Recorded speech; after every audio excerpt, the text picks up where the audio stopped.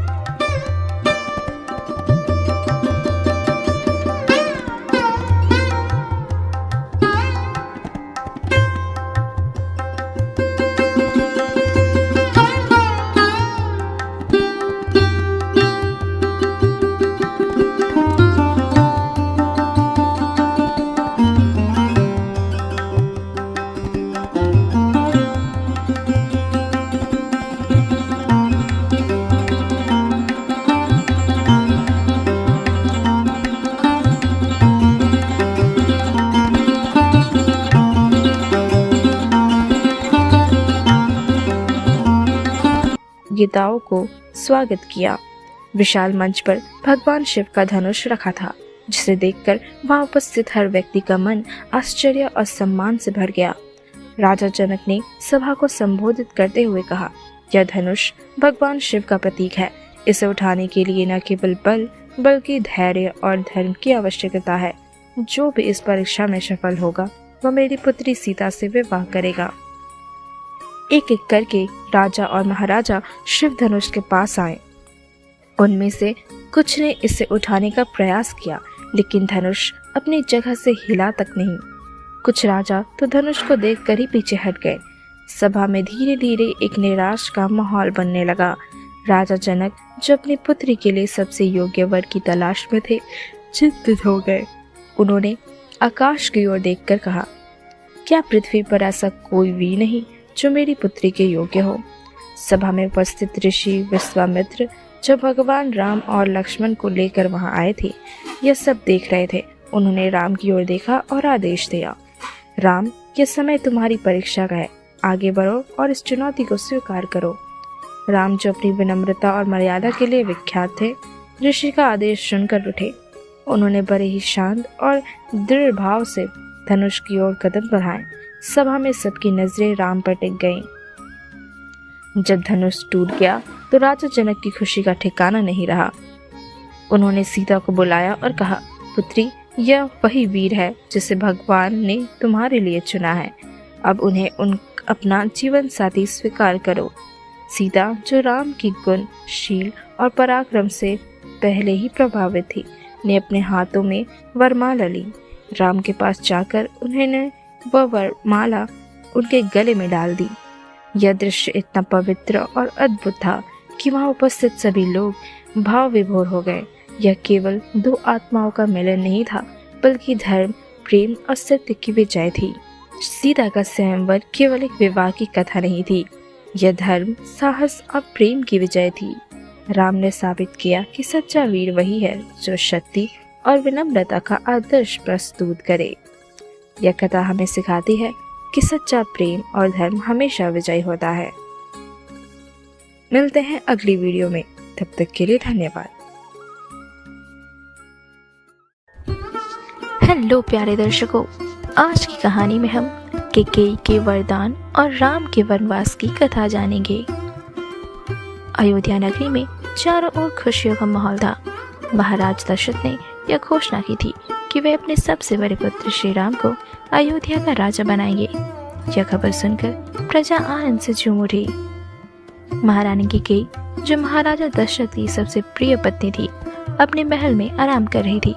तभी उनकी दासी मंथरा ने उनके पास आकर कहा, महारानी, आपने सुना कि राम को राजा बनाया जा रहा है? यह आपके पुत्र भरत के साथ अन्याय है। कैकेयी ने पहले मंथरा की बात को अनसुना किया, लेकिन मंथरा ने चतुराई से उसके मन में शक का बीज बो दिया। उसने कहा, अगर राम राजा बनेंगे तो भरत को कोई महत्व नहीं मिलेगा। आपको अभी कुछ करना होगा। मंत्रा की बातों में आकर कैकेयी ने अपने दिल में निर्णय ले लिया। उन्होंने राजा दशरथ को उनकी 2 प्रतिज्ञाओं की याद दिलाई। दशरथ ने कई वर्षों पहले कैकेयी को 2 वरदान देने का वचन दिया था। कैकेयी ने अपने पहले वरदान में मांग की कि उनके पुत्र भरत को अयोध्या का राजा बनाया जाए। दूसरे वरदान में उन्होंने श्री राम को 14 वर्षों के लिए वनवास भेजने की मांग की। कैकेयी की यह मांग सुनकर महाराज दशरथ का हृदय टूट गया। वे आघात से भर गए। उन्होंने कहा, कैकेयी, राम मेरा जीवन है, तुमने यह कैसा अन्यायपूर्व वरदान मांगा है। लेकिन कैकेयी ने अपने निर्णय पर अड़ी रही। दशरथ ने रोते हुए कहा, मैं अपने वचन के कारण विवश हूँ, लेकिन यह मेरे लिए असहनीय है। जब यह बात श्री राम तक पहुंची तो वे तुरंत अपने पिता के पास पहुंचे। राम ने कहा, पिताजी, आप व्यथित न हो, आपका वचन ही मेरा धर्म है। मैं वनवास जाने के लिए तैयार हूँ। राम के इन शब्दों ने दशरथ को और अधिक विचलित कर दिया। वे बोले, राम, ये सब मेरे कारण हो रहा है, मैं तुम्हें रोक नहीं पा रहा। राम ने उन्हें सांत्वना दी और कहा, पिताजी, यह केवल एक छोटा सा समय है, मैं जल्दी ही लौटूंगा। राम के वनवास का निर्णय सुनते ही माता सीता ने कहा, प्रभु, मैं आपके साथ चलूंगी, आपका सुख दुख मेरा भी है। लक्ष्मण ने भी अपना निर्णय सुनाते हुए कहा, भैया, जहाँ आप जाएंगे वहीं मैं भी जाऊंगा, यह मेरा धर्म है। राम, सीता और लक्ष्मण के वनवास की खबर सुनकर अयोध्या नगरी शोक में डूब गई। हर घर में रोना धोना मच गया। प्रजा राम से विनती करने लगी कि वे न जाएं, लेकिन राम ने सभी को समझाया कि यह उनका कर्तव्य है। राम, सीता और लक्ष्मण ने सादे वस्त्र धारण किए और अयोध्या छोड़ दी। गंगा नदी के किनारे निषाद राजकुमारों ने उनका स्वागत किया और उन्हें पार उतारा। जब भरत को इस घटना के बारे में पता चला तो वे तुरंत अयोध्या लौटे। उन्होंने अपनी माता कैकेयी को फटकारा और राम को वापस लाने का निश्चय किया। भरत ने राम से विनती की, भैया, यह राज्य आपका है, कृपया वापस आइए। लेकिन राम ने कहा, पिताजी का वचन मेरा धर्म है, मुझे इसे निभाने दीजिए। कैकेयी का वरदान और राम का वनवास हमें यह सिखाता है कि वचन निभाना सबसे बड़ा धर्म है। राम ने अपने आदर्शों से यह सिद्ध कर दिया कि त्याग और धर्म पालन ही सच्चे जीवन की परिभाषा है। यह कथा केवल एक कहानी नहीं, बल्कि जीवन के आदर्शों का प्रतीक है। आज के लिए बस इतना ही। मिलते हैं अगली वीडियो में। जय श्री राम।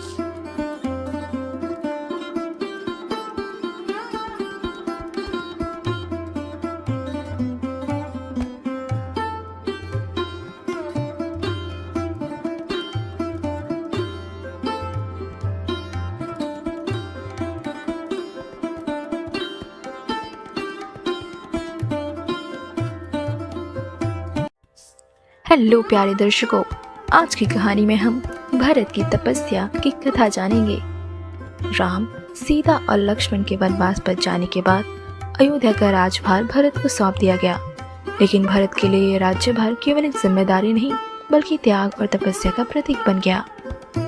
जब भरत को यह पता चला कि राम वनवास पर चले गए हैं और राजा दशरथ का स्वर्गवास हो गया है, तो उनका हृदय गहरे दुख से भर गया। उन्होंने तुरंत निर्णय लिया कि वो राम से मिलेंगे और उन्हें अयोध्या वापस लाएंगे।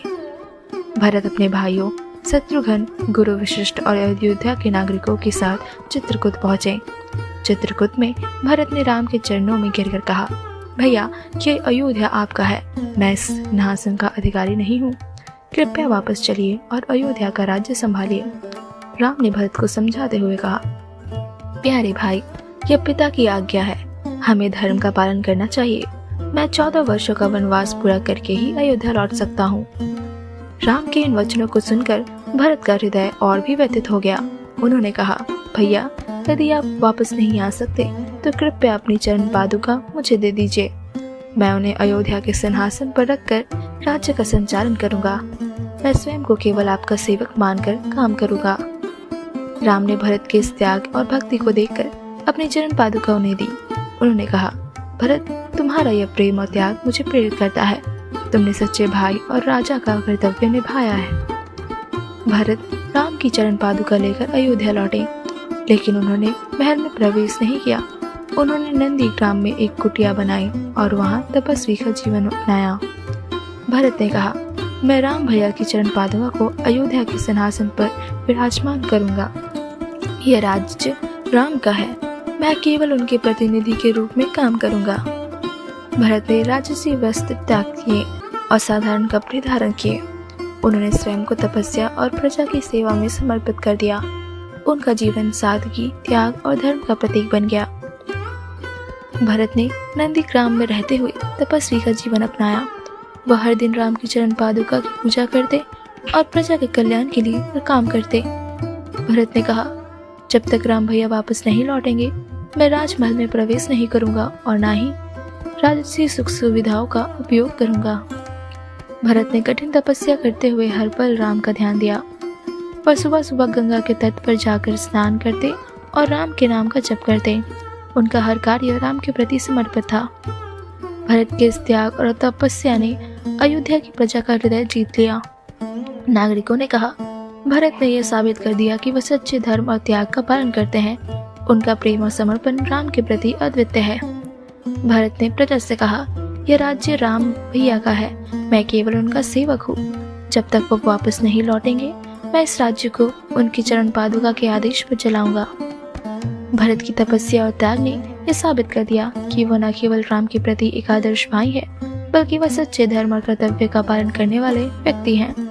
उनका जीवन ये सिखाता है कि एक राजा का सबसे बड़ा गुण त्याग, सेवा और प्रजा के प्रति समर्पण है।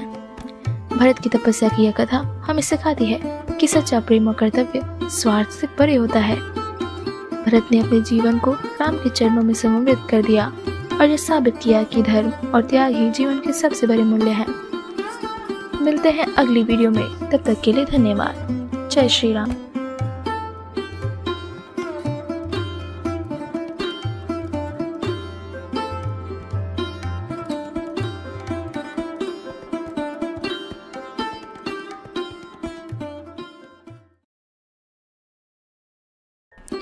हेलो प्यारे दर्शकों, आज की कहानी में हम सीता हरण की कथा जानेंगे।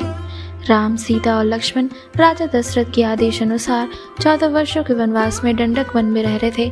वह वन गहरी जंगलों और खतरनाक राक्षसों से भरा था। फिर भी राम, सीता और लक्ष्मण ने धर्म और संतोष के साथ अपना समय व्यतीत किया। वे साधारण झोपड़ी में रहते और प्रकृति की गोद में अपनी दिनचर्या का पालन करते थे। सीता, जो अत्यंत सुंदर और तेजस्वी थी, वन में भी अपनी सादगी और भक्ति के लिए जानी जाती थी। राम और सीता का आपसी प्रेम और विश्वास उनके जीवन का आधार था। लंका का राजा रावण, जो अपने अहंकार और शक्ति के लिए प्रसिद्ध था, अपनी बहन शूर्पणखा के अपमान का बदला लेने की योजना बना रहा था। शूर्पणखा ने रावण से कहा कि राम और लक्ष्मण ने उनका अपमान किया और उनकी नाक काट दी। शूर्पणखा ने रावण को सीता की सुंदरता का वर्णन किया और उसे उकसाया कि वह सीता का हरण करे। रावण ने अपनी बहन की बात मान ली और सीता को हरने के लिए एक योजना बनाई। रावण ने अपने मामा मारीच से सहायता मांगी। मारीच ने रावण को समझाने की कोशिश की कि यह काम राम जैसे धर्मात्मा योद्धा से उलझने के समान है, लेकिन रावण ने मारीच को अपने साथ चलने के लिए बाध्य कर दिया। मारीच ने स्वर्ण मृग का रूप धारण किया और राम, सीता और लक्ष्मण की झोपड़ी के पास आ गया। सीता ने स्वर्ण मृग को देखा और राम से कहा, मैंने ऐसा सुंदर मृग कभी नहीं देखा, कृपया इसे पकड़कर लाइए। सीता की बात मानकर राम स्वर्ण मृग को पकड़ने के लिए गए। स्वर्ण मृग बहुत तेज भाग रहा था, लेकिन राम ने उसे पकड़ने का प्रयास जारी रखा। अंततः जब राम ने मृग को तीर से मारा तो वह मारीच के असली रूप में आ गया। मरते हुए मारीच ने राम की आवाज में लक्ष्मण, सीता पुकारा। सीता ने राम की पुकार सुनी और बहुत घबरा गई। उन्होंने लक्ष्मण से कहा, जाओ राम की सहायता करो, उन्हें हमारी मदद की जरूरत है। लक्ष्मण ने सीता को समझाने की कोशिश की कि यह राम के खिलाफ कोई चाल हो सकती है, लेकिन सीता ने लक्ष्मण पर दबाव डाला। लक्ष्मण ने अनिच्छा से झोपड़ी छोड़ी और राम की खोज में निकल गए। सीता को अकेला देखकर रावण अपनी योजना को अंजाम देने के लिए झोपड़ी के पास आया। उसने एक साधु का रूप धारण किया और से भिक्षा मांगने के बहाने सीता के पास पहुंचा। सीता, जो हमेशा साधु संतों का सम्मान करती थी, रावण को भिक्षा देने के लिए झोपड़ी से बाहर आई। जैसे ही सीता ने देखा पार की, रावण ने अपने असली रूप का खुलासा किया। रावण ने सीता को जबरदस्ती अपने पुष्पक विमान में बैठा लिया। सीता ने मदद के लिए पुकार लगाई, लेकिन जंगल में उनकी आवाज सुनने वाला कोई नहीं था। सीता ने रावण से कहा, तुम्हारा यह कृत्य अधर्म है, राम तुम्हें कभी माफ नहीं करेंगे। लेकिन रावण अपने अहंकार में सीता की बातों को अनसुना कर देता था। जब रावण सीता को लेकर जा रहा था, तब रास्ते में जटायु नामक एक वृद्ध गारुक ने उन्हें देखा।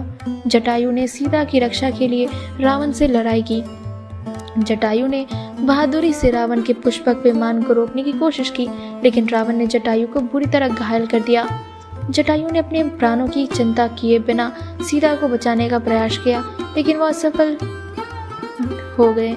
रावण ने सीता को लेकर लंका की ओर प्रस्थान किया। लंका पहुंचने के बाद रावण ने सीता को अशोक वाटिका में रखा। उसने सीता को धमकी दी कि वह उसे अपनी रानी बनाएगा, लेकिन सीता ने स्पष्ट रूप से मना कर दिया।